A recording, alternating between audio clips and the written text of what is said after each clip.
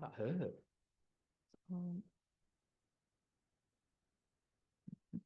Oh, I just heard it. If that was vegetarian, I'd be fine. You vegetarian? Pescatarian. Hello. Hello, sir. Hi, Martin. Can you hear me? I can hear you, yeah, yeah. I'm just looking now. I've lost the picture. Because I signed in and there's no one there. So I thought I'd better sign in again. And you're from Blackpool, right? We are indeed, sir. Yes. Yes, okay. So where's Dawn?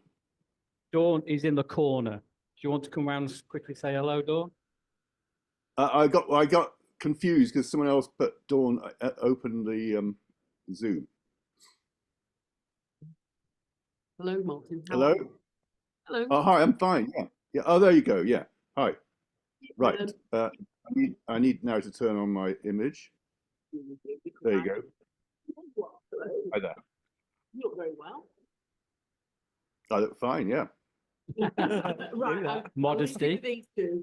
Thank you. Yeah. Well, I know I look fine, given I've got cancer. Oh. Look at you two, all your headphones on and everything, very posh. Well, it's because we're in a studio. Sarah, who you saw before, this is her setup.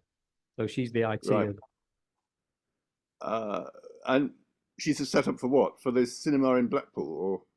For studio. So she runs a creative studio for content providers as well as a photography studio downstairs. Okay. Right. Okay. There So what's the plan? Hi there. Hi. So what's the plan? I'm just going to talk about Blackpool. Is that right? Well, we've got some questions that people have asked us to ask you. I know we've only got 20 minutes, so we don't want to keep it too long for you. Well, let's crack on then.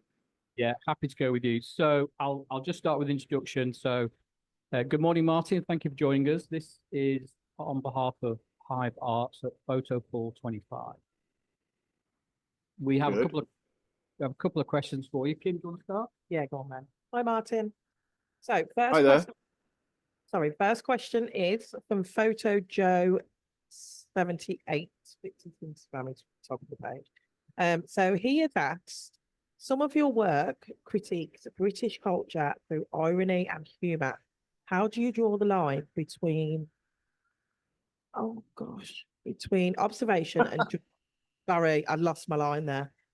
Between judgment and judgment, and do you worry about misinterpretation by your audience? No, I don't worry about that. I mean, it's all mixed into one thing, really. I look for pictures that have got a critique, sympathy. You know, I'm looking for everything in one picture. So I like the idea that you know, photographs can function on many different levels. And let's just talk about Blackpool, because Blackpool's a place I've been going to over many years. I remember when I was a student at Manchester, Brian Griffin and myself used to come to Blackpool and shoot pictures. And some of those are actually in my early works book. I don't know if you've seen that. I have, yeah. Okay, good. What was the real draw, though, to the side? Well, Blackpool's, you know, the biggest resort in the UK. So if it ain't happening in Blackpool, then it ain't happening anywhere, really. And I mean, back in the day, there was this wonderful Yates's opposite North Pier, where they used to serve champagne on tap. I remember that very well. And since then, I've been back to Blackpool many times. And in the film, of course, there's quite a few sequences in Blackpool, including a wonderful visit to the Tower Ballroom, which we just so happened to manage to get into. And the organist didn't know that we were there and filming. And you can see some of the women there got a bit pissed off. They couldn't understand what we were doing, that we managed to talk our way in. And I don't know if you know this, but I imagine getting access just to trundle along to the ballroom there is not an easy task to undertake. No, I think you'd have to go through quite a few Q&As and getting permission, that's for sure. Yeah, and did you see my film Think of England, which also features Blackpool? Of course. Have you seen that? Oh, right, well, very good. Oh, you are on the button there. Well, we did the Q&A, and I was thinking, there's a question that we've got that you've probably been asked a million times. Is there one question that you always get asked that pisses you off? Pardon my French. Yes. No questions piss me off, but I know exactly what the questions will be. Yeah, well, that's what I'm conscious of now. One question that you never get No, asked. you could ask me something entirely different. Right. I've never asked before. Is there a Like, question? what do I think of Blackpool Town Football Club, for example? No comment. Yeah. Are you a football What man? division are they? I like football. I don't follow it that closely. What division are they in now? Are they not in the championship? Are they down one? They're in the tell bottom, you. yeah. I think they're I'm a down the rugby bottom. man, I'm afraid. I like to get my head. Are you? Oh, right. Yeah. Right, are you going to ask the next question? No, you can, but I'm just trying to find it. Right, so we've got from Katie Yates, Kate Yates, who's part of the Hive Arts show. She is. So she has asked, what has been your most harrowing experience? Harrowing. I guess having cancer was, pretty harrowing. And I'm survived that. I'm now in remission. I'm out there shooting again. And during the film, I was in that same position. So that was pretty harrowing. But when I first got it, I thought that's it. It's curtains. But I got some great treatment from the NHS, and I have my rollator, which you'll see in the film quite a lot.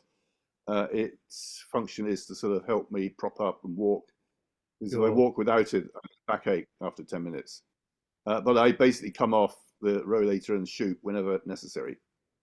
Has having cancer changed your outlook slightly towards your photography at all?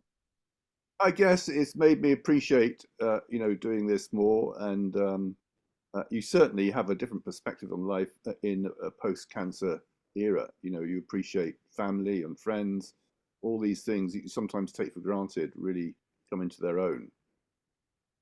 And as well as that, is there a picture that you probably go back to that surprises you, that you really think, wow, I caught that? Well, I'm always very keen. I guess my most famous body of work is The Last Resort, and that came out, 35 years ago. So it's quite strange that it's that old and yet still probably #1 in the charts. So when I get to the pearly gates, that's where I'm going to show them to try and get in. Well, I think you've got a ticket there for sure. So we've Thank got, you. That's sorry, Martin. So we've got Hazel Holloway Photography. She was very keen to get some questions in. She has asked, how do I become a Magnum photographer? It needs more women. And we do need more women. She did. You become a magnet photographer by being an extremely good photographer and then submitting your photo, ideally when you're really young and emerging, but show, huge promise. So Hazel, I don't know how good your pictures are. Are you obsessed with it? Do you live for photography? All these questions need to be answered. But we have, like 400 people apply every year, and we might give 1 or 2 places. So the competition is pretty stiff. So the first thing is basically take great pictures, get into a situation where you can make a powerful body of work. And the danger is, if you think about that alone, it means you will never get in, because you've got to be so obsessed that you don't think about your own role. You just think, I'm enjoying this, I'm onto something, I've got my own language here in front of me, and it's all working. She also asked, sorry, John, Rich. Oh, 2 questions. Yeah, Is she allowed that? but it's regarding Magnum. She also did a court on the Magnum course a few years ago in Australia, and she's asked if there are any plans to do one in the north of England. I don't know, because I don't really do Magnum workshops, but quite possible. I mean, I assume she's on the newsletters where the Magnum, workshops are announced. So just keep her eyes open. At the moment, all I can say, I don't know. Sorry to be a bit vague there. But if it is in London, then she should come down if she's that interested. Absolutely. Martin, what advice would you give your younger self? If you could go? Keep being obsessed, work harder, take more risks, and become obsessed. Really. I totally empathize with that. But has there ever been a point in your career where you've felt like giving in, putting the camera to one side and thought that's enough? No. I just like the world that we're in so much. It's such a crazy place, and whenever I go somewhere, I want to record it. It's that simple, really. I can't help myself. So I guess if you're not taking a picture, are you thinking about pictures? Are you thinking about the next project? Yes, well, I do think about other things as well, like that was a nice meal I just had, or that's a very pretty tree. So don't worry, I'm not totally Upset. living photography 24 hours, but there are other things that I enjoy as well, like walking down the North Pier in Blackpool. But that's changed a lot. It's not as good as it was when I first came in 1972. Well, the whole promenade will have changed immensely since then. Absolutely. Yeah, I do like the sort of crazy mile. And I remember just after COVID, I was photographing on that street. And that was great to suddenly get out. I think it was one of the first things I did post-COVID.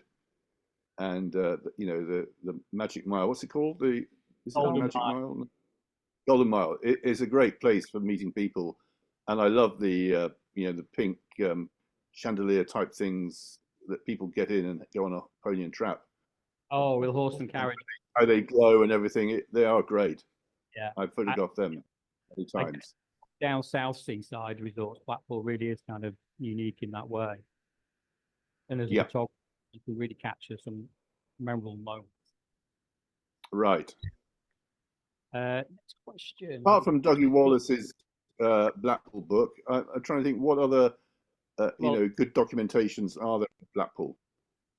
Well, without shamelessly publishing Dawn Mander, obviously, Yeah. who's photographed the promenade more times than I care to think about, who again has a different kind of look and view on it. She did an amazing body of work called Sand People, where she was using a slow shutter speed, and it just makes it look completely different. So it's not the norm. Right. This is speed. your Dawn. She's our Dawn. Our yeah. Dawn, as we say. Yes. Our Dawn, yeah. And did that come out as a book or a No, zine or anything? did buy a print off her. Why not? Oh, she did. Well, Why not? oh, she has got a zine. Got a zine. On Oh, that she's got a note, zine. Dawn, can you send me one for our library? Where are you, Dawn? Come back, Dawn. Hiding in the corner. Is she hiding? Yeah. Yeah. Hello again. Oh, hi, Dawn. Yeah, so you've done a zine on your, Magic Mile images. Oh, yes, I shall send you one for the library. I certainly will. Great. Yeah. Thank you. Much appreciated. All documentation of Blackpool is welcome. Welcome. I should publicise myself. On that note, how important do you think it is for photographers to print their work? Oh yeah, I mean you've got to get the message out. If you've done some good work, then you do a zine initially because that's relatively cheap, and if it's great work, then let's go out and find a book publisher, like Dougie Wallace did. When he went, because that was his first book. So Yeah. he knew that Derry Lewis saw it and knew he was onto something. I mean, that was very.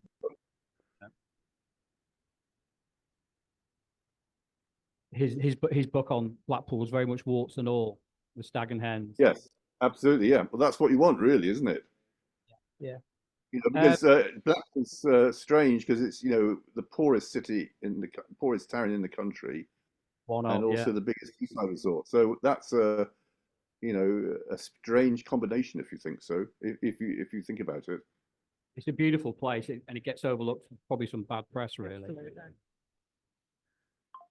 Have you got any questions? Yes. So we've got a question from Andy Walker. So when I was at university 3 years ago, Andy Walker taught me a lot about you. So this feels really weird asking this question now.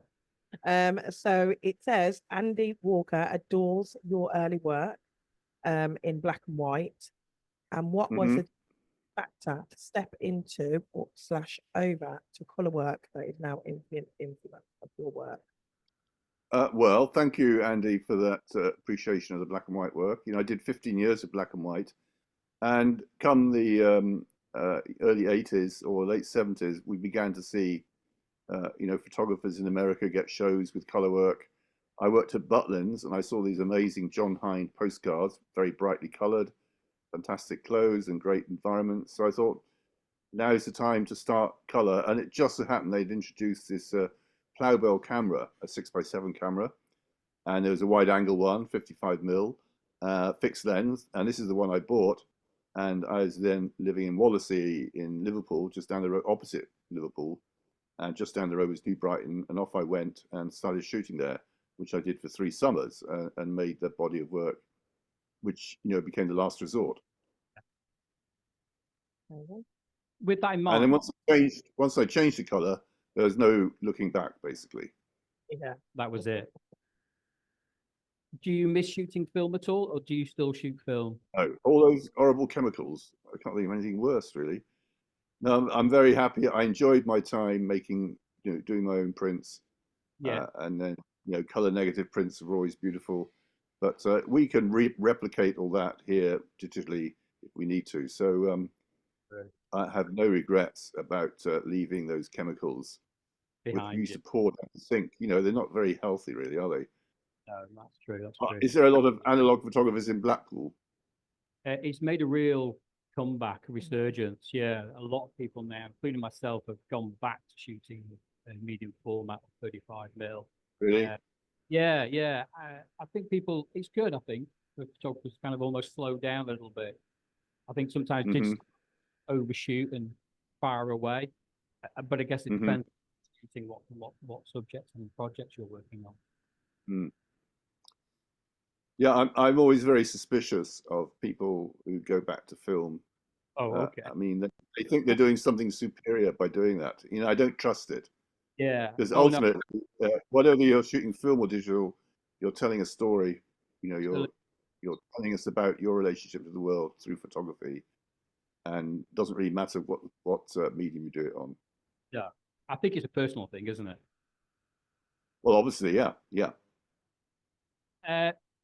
If there's anywhere that you haven't been when you've wanted to photograph, this kind of tourist and this kind of social, is there anywhere in the world? Well, I haven't. I need to go back to Great Yarmouth. I've only been there once, and it's a big resort. So I have it in mind this summer to go there and do some more images. And what would you consider out of the UK, anywhere in the world that you haven't been that you wish Oh you yeah, I mean, I've just come back from Japan where I was shooting tourism in Kyoto, and the Right. crazy cherry blossom season they have there, where the whole town goes mad in search of cherry blossom. So that was quite a scene and very interesting. Brilliant. So And yeah, when I'm still on the road, and I've got to go to various. I've just come back this morning from Belfast, where we did a Oh, showing of the film last night, so and I could do that because I was in Dublin, so it wasn't too much trouble to get the train up to Belfast. Because you're going to say, well, if you can go to Belfast, why can't you go to Blackpool? yeah, you could have over on the ferry. It's a long way for me to drive to Blackpool. That is the trouble. I'm sure Dawn would have come and picked you up. I'm sure between you we'll put something Found out, something, Martin. yeah. Right, we have a question from Joe Gudgeon. Do you think it's harder to capture spontaneous photos these days?